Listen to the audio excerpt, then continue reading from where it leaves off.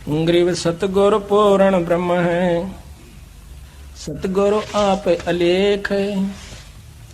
सतगुरु रमता राम है, याम मीन नामेख। अब धर्मदास जी कहते हैं, महाराज आपने गुरु गुरु को बहुत महत्व दिया मालिक। आप हमें बताइए कि गुरु के प्रति हमारा कैसा भाव हो, ये बंदी छोड़ के हम गलती ना कर जावें।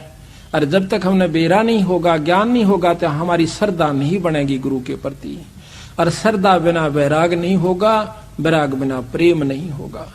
ताकि हम कमजोरी में ना जाएं, कोई गलती ना कर बैठे। महाराज हमें कृपा करके ये बताइए। तो यहाँ कहते हैं, धर्मदास बिन वह कर जोरी, ए साहब एक बिनती मोरी।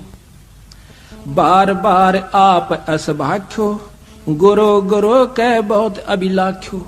आपने गुरु की बहुत महिमा बताई से। मुझ किंकर पर दया सो कीजय, दास जानिए है वर मोय दीजय।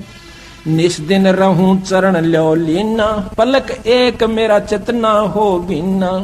महिमा गुरु कहो समझाई, सुनत जीव भक्ति दृढ़ पाई। कि गुरु की महिमा मुझे बताओ मालिक, ताकि मेरे मन में और भक्ति दृढ़ हो जाए। महिमा बिना ज्ञान नर रहे अनजाना। बिना ज्ञान के, बिना बेरे में हम गलती कर सकते हैं। बिना ज्ञान नर रहे अनजाना, संग्रह त्याग नहीं पहचाना। जब जाने श्रद्धा दृढ़ हुई, जब ज्ञान होगा तो श्रद्धा दृढ़ हो जाएगी। और बिन जाने श्रद्धा ना कोई, बिन श्रद्धा अनुराग न जामे, बिन अनुराग भक्ति नहीं तामे। बिना ज्ञान श्रद्धा नहीं बढ़े गुरु में, और बिना गुरु के फिर श्रद्धा के फिर यानी हमारे अंदर भक्ति नहीं बनेगी, दृढ़ नहीं होती। बिना भक्ति जीव छुटे न फेरा, और बिना भक्ति जीव रहे अनेरा। और या ते सतगुरु देहो बताई, और गुरु महिमा मोह कै समझाई। तो यहाँ कहते हैं, धर्मदास के बचन सुने, अरसे सतगुरु देवे। सुन धर्मदास तुझे कहता हूँ, इब गुरु महिमा का भेवे। भाई गुरु ते अधिक और कोई नाही, धर्मदास पर खोही माही। गुरु दयाल ऐसे हैं सुखदाई, वो दे मुक्ति का पंथ लग। गुरु ते अधिक और ना दूजा, भरम तज कर सतगुर पूजा। तीर्थ धाम और देवल देवा, शीस और पुलावो वहाँ सेवा। कहते हैं चाहे धाम पर जाकर सर काट कर चढ़ा दियो, जब तक आपका गुरु प्रसन्न नहीं है मुझे स्वीकार नहीं होगा। कहते हैं तीर्थ धाम देवल अरु देवा, शीस अरप चह लावो सेवा।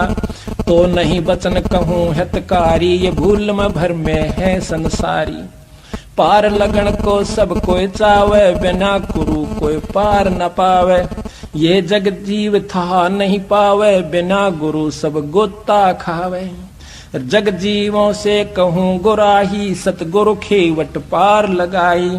यह जग बूढ़ जावे मन मजदारा, सतगुरु भगत सो हो भव पारा। बहुत महरम के साथ सतगुरु महाराज बताना चाहते हैं हमारे को। अब देखो सतगुरु की एक एक वाणी सत माननी होगी हमें। आम व्यक्ति कह दे उसकी नहीं मानांगे, इसमें जो लिख रखी वह 100 की 100 सत मानांगे। ये नियम है। खिलाड़ी खेल में खेल खेलस है, और कितना तगड़ा प्लेयर हो, अगर फॉल हो गया ना, एक जरा सी लकीर तभी बार हो गया, इतनी भी एडी बार खड़ा कर देगा। जा अपने करना कितना फेरो, चाहे कितनी कबड्डी गालने जाओ घर बैठ के, उसको वो लाभ नहीं होगा जिसके लिए वो तैयारी कर रहा था। तो इसी प्रकार हमने अपने भाई बनी बनाई कमाई को खोना नहीं चाहिए। जग में आयो अल्प है भाई, अंत समय कोई नहीं सहाई। जग में जीवन थोड़ा भाई, अंत समय तेरा कोई नहीं सहाय। चाहे मैं राष्ट्रपति हूं और चौगर देकर मेरा नौकर खड़े हो, जब काल टीट भी दाबेगा, जब कोई मदद नहीं कर सकता। कहते हैं कि राजा को बड़ा बलशाली चारों तरफ योद्धा ने खड़े और बिराना के कर दें। आते ही जब उसको अधरंग मार गया, जब उसका समय आया, हाथ पैर भी नहीं हिले, वो योद्धा के डाल डाली बे और तड़फे और भुगते, और तीसरे दिन भुगत के जान दे दी। बताओ भाई, वहां किसने सहारा देना था? वहां पर उस परम पिता की कमाई ने, उस नाम ने हमारी मदद करनी थी। बहुत प्यारी नारी जग माही, मात पिता जे ही समनाही। जेहि कारण नर शीस दो देही, अंत समय वा नहीं सनेही। अब या माटी होगी जब वाकई प्यार करे, रोए जरूरगी, तड़फ लेगी बेचारी, पर उसका क्या कर सकती है, फूके सरा आखिर में। तो कहते निज स्वार्थ कै रोदन कर ही तुरत ही नहर को चित धर ही। रोना अपने स्वार्थ को पड़ता है। पत्नी मर जा व्यक्ति रोए, व्यक्ति मर जा पत्नी रोए, बच्चा मर जा जब रोए, स्वार्थ न रोए। बाकी कहते हैं जब दूसरी शादी दोबारा उसका जो कर देते हैं, दूसरे के साथ पल्ला लगा देते हैं, तो फिर वह बेचारी रोती भी रहेगी, लेकिन फिर अपना सब्र कर लेगी कि तो चारा भी कुछ नहीं। यानी भाव सतगुरु का कहने का है कि वहां कोई ढाल नहीं अड़ी, चाहे कितनी प्यारी आपकी पत्नी थी। तो यहां कहते हैं निज तन सम